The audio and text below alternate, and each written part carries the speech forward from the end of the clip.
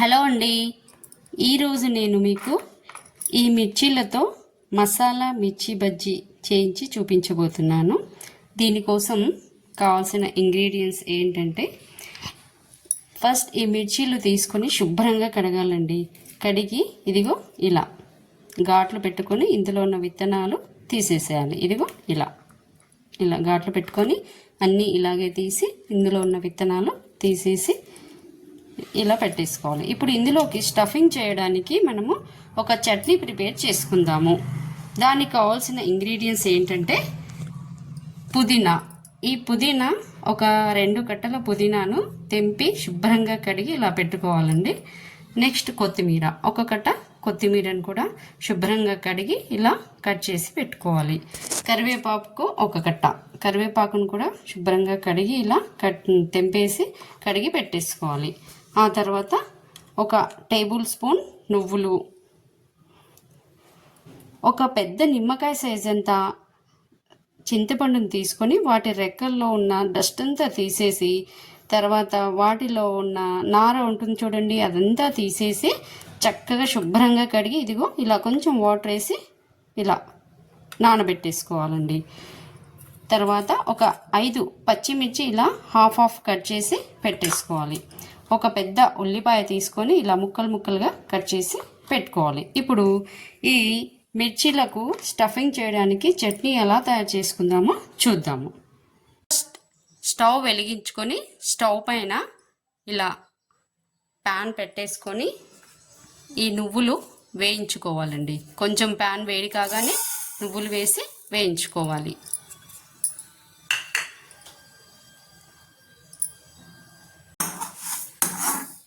Stove సిమ్లో పెట్టుకొని ఇలా నువ్వులు వేయించాలండి. నువ్వులు కొంచెం రంగు మారగానే ఇదిగో ఇలా వేయించుకోవాలి. నువ్వులు ఇలా కొంచెం బ్రౌన్ కలర్లోకి రాగానే స్టవ్ ఆఫ్ చేసుకొని వీటిని ఒక ప్లేట్లోకి వేసేసుకోవాలి.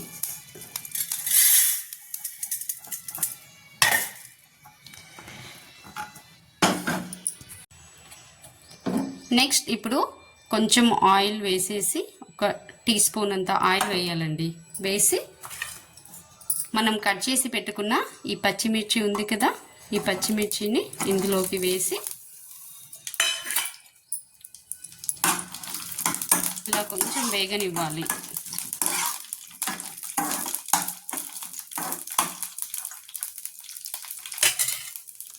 నెక్స్ట్ కట్ చేసి పెట్టుకున్న ఈ ఉల్లిపాయలు కూడా వేసేసుకోవాలి.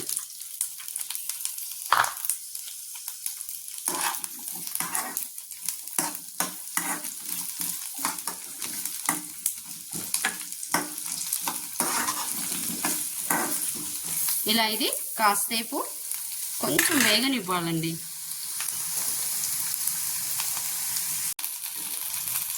ఇదిగోండి, ఇప్పుడు ఈ ఉల్లిపాయలు కాస్త బ్రౌన్ కలర్లోకి మారాయి. పచ్చిమిర్చి కూడా వాసన పోయేంత వరకు వేగిపోయిందండి. చూడండి, ఉల్లిపాయలు బ్రౌన్ కలర్లోకి వచ్చేసాయి కొంచెం లైట్గా. ఇప్పుడు మనము ఇందులోకి మనం కడిగి శుభ్రంగా తెంపి పెట్టుకున్న ఈ పుదీనాను వేయాలి.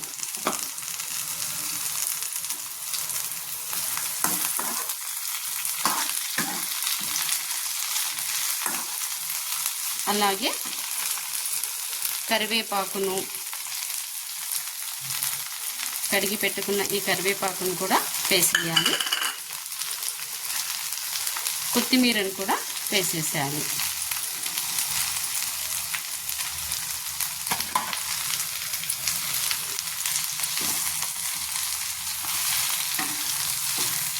ఇలా బాగా కలుపుతూ ఉండాలండి.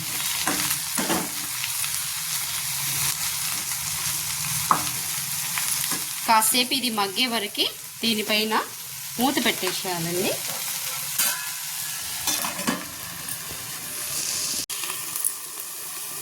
ఇప్పుడు మనం మూత తీసి చూద్దామండి. ఇదిగోండి, ఇది ఇలా దగ్గరగా వచ్చేసింది, మగ్గిపోయిందండి ఇది.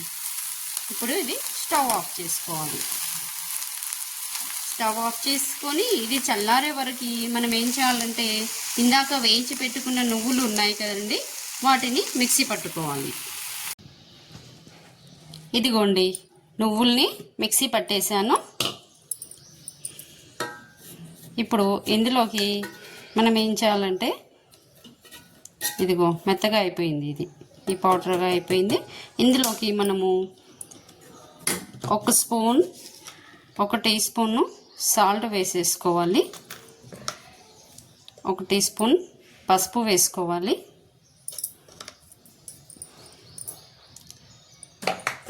ఆ తర్వాత మనం వేయించి పెట్టుకున్న పుదీనా, కొత్తిమీర, కరివేపాకు అది మొత్తం ఇందులో వేసేసేయాలండి.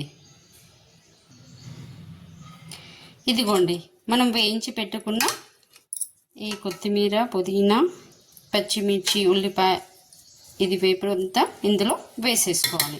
వేసుకున్న తర్వాత నానబెట్టి పెట్టుకున్న ఈ చింతపండు గుజ్జు ఉందండి, ఇది ఇలాగే వేసేయాలండి. ఇందులో విత్తనాలు కానీ నార, డస్ట్ ఏది లేకుండా క్లీన్గా ఉంచుకొని కడిగి పెట్టుకున్నాం కదా, అది డైరెక్ట్గా ఇందులో వేసేస్తున్నాం ఇలా. ఇప్పుడు దీన్ని ఇది మిక్సీ పట్టేసుకోవాలి. ఇదిగోండి చట్నీ రెడీ అయిపోయింది. ఇప్పుడు ఈ చట్నీ కేవలము మిర్చీలో స్టఫింగ్ కోసమే కాదండి, ఈ చట్నీ మనము చపాతీకి, వేడి వేడి రైస్లో వేసుకొని తినొచ్చు, దోశలోకి కూడా తినొచ్చండి, చాలా బాగుంటుంది. అయితే ఇప్పుడు మనము ఈ పేస్ట్ చేసుకున్న ఈ చట్నీని ఏం చేద్దామంటే 2 పార్ట్స్ చేసేద్దాం. ఒక 3 టీ స్పూన్స్ అలా మిర్చిలోకి స్టఫింగ్ చేయడానికి తీసి పెట్టేసుకుందాము. మిగతాది పోపు పెట్టుకుంటే అది మనకి చపాతీలోకి, రైస్లోకి తినడానికి యూజ్ అవుతుందండి. ఇదిగో ఒక 3 టీ స్పూన్స్ అలా తీసి పెట్టేసుకుందాం స్టఫింగ్కి, ఇది సరిపోతుంది. ఇప్పుడు ఇది మనము పోపు పెట్టేసుకోవాలి. పోపు పెట్టుకుంటే రైస్లోకి మరియు చపాతీలోకి, దోశలోకి తినడానికి యూజ్ అవుతుంది. ఈ చట్నీ ఒకే రోజు ఉంటుందండి, 2 డేస్ కానీ 3 డేస్ కానీ పెట్టుకోకూడదు, ఫ్రెష్గా ఎప్పటికప్పుడు చేసుకొని తినేసేయాలి. ఇదిగోండి ఇలా మనం చపాతీలోకి, రైస్లోకి తినడానికి ఈ బౌల్లో వేసుకున్నాము. ఈ బౌల్లో వేసింది మిర్చిలోకి స్టఫ్ చేయడానికి, మసాలా మిర్చి బజ్జీ చేద్దామనుకున్నాం కదా, అందులోకి స్టఫ్ చేయడానికి ఇది ఇందులో పోపు పెట్టాల్సిన పని లేదండి. మిర్చి బజ్జీలో స్టఫ్ చేయడానికి పోపు పెట్టాల్సిన పని లేదు. రైస్లో, చపాతీలోకి తినడానికి మాత్రం ఇది పోపు పెట్టేసుకుందాము. ఆయిల్ వేడి కాగానే జీలకర్ర, ఆవాలు వేసేసి కరివేపాకు, ఎండుమిర్చి వేయాలండి.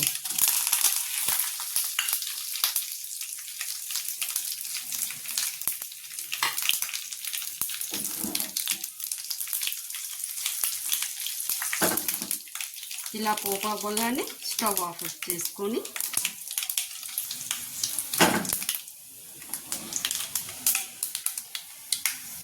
పోపు ఇందులో కలిపేసుకోవాలి.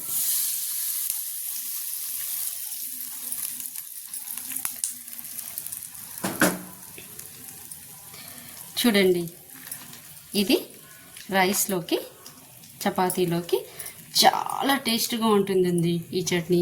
పుదీనా చట్నీ అంటారు. రైస్లోకి, చపాతీలోకి, దోశలోకి కూడా చాలా బాగుంటుంది ఈ చట్నీ. ఇప్పుడు మనము మిర్చిలోకి స్టఫింగ్ చేసుకుందాం. మనం మిర్చిలోకి స్టఫింగ్ చేయడానికి తీసి పెట్టుకున్న ఈ చట్నీలో 2 టీ స్పూన్లు ధనియాల పొడి మరియు జీలకర్ర పొడి నేను పొడి చేసి పెట్టుకున్నానండి, అది యాడ్ చేసుకోవాలి. ఇలా వేసుకొని యాడ్ చేసేసుకోవాలి. ఇది ఇలా కలిపేసుకొని ఇక మిర్చిలో ఇది స్టఫింగ్ చేసేసుకోవడమే. ఇదిగోండి ఇలా మిర్చిలోకి ఈ చట్నీ మనము స్టఫింగ్ చేసాం. చూడండి ఇలా స్టఫింగ్ చేసుకోవాలి. అన్నీ ఇలాగే స్టఫింగ్ చేసుకొని ఇలా పెట్టేసుకోవాలి. ఇప్పుడు మనకు బజ్జీలు వేయడానికి శనగపిండి వేసి, వాటర్ అన్నీ యాడ్ చేసుకొని పిండి కలిపేసుకుందాము. ఓకేనా? ఇదిగో ఒక బౌల్లోకి శనగపిండి తీసేసుకొని అందులో చిన్న స్పూన్తో జస్ట్ ఒక చిటికెడు సోడా అండి next half teaspoon salt. ఎందుకంటే సాల్ట్ ఆల్రెడీ చట్నీలో ఉంటుంది కదండి, ఎక్కువ వేయకూడదు salt. Half teaspoon just salt వేయాలి. తర్వాత హాఫ్ టీ స్పూన్ పసుపు,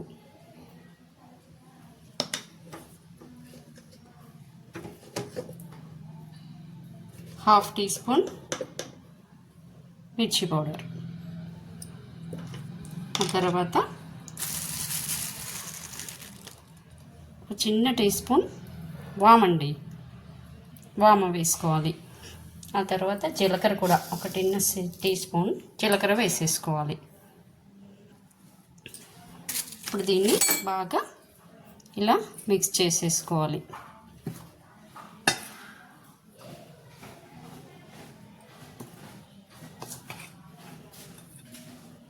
మిక్స్ చేసిన తర్వాత దీంట్లో వాటర్ వేసుకొని కలిపేసుకోవడమే.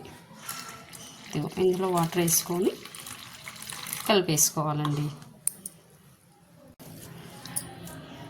ఇదిగోండి పిండిని ఇలా కలిపేసుకోవాలి.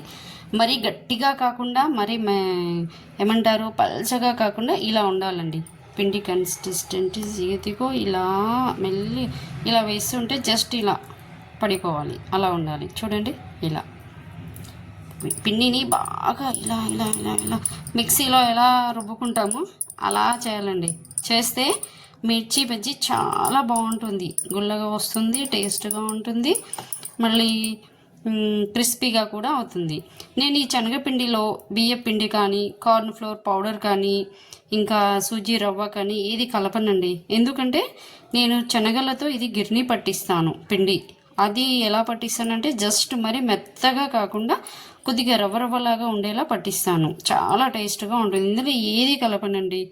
సోడా, జీలకర్ర, తర్వాత ఏమంటారు సాల్ట్, పసుపు, మిరప్పొడి, వామ, ఇది మాత్రమే కలుపుతానండి. ఇంకా చూడండి ఎలా ఉందో. ఇప్పుడు మిర్చీలు వేసేసుకోవడమే. మిర్చీలు వేసేసుకుందామా?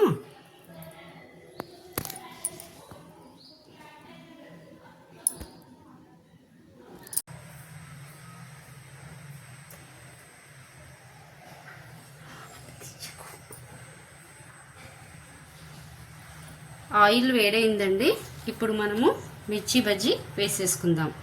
మిర్చి అనేది చూడండి ఇందులోకి ఇలా చేసి మనం దీన్ని ఈ రకంగా దీనికి ఆనించి వేయాలండి. వేసేదిగో ఇలా మిర్చి సగం కాలుతుంది, చాలా టేస్ట్గా ఉంటుంది. కంప్లీట్ ముంచుకుంటే ఇదిగో ఇలా ఇలా అనాలి అని ఇదిగో ఇలా వేయాలి.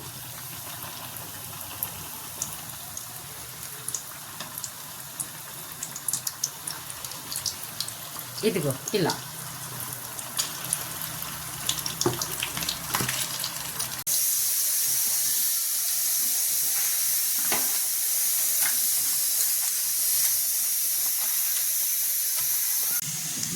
చూడండి మసాలా మిర్చి బజ్జీ ఎంత బాగుందో చూడండి. వేడి వేడి మసాలా మిర్చి బజ్జీ ఇలా చేసుకొని తింటే మళ్ళీ మళ్ళీ చేసుకొని తినాలనిపిస్తుందండి.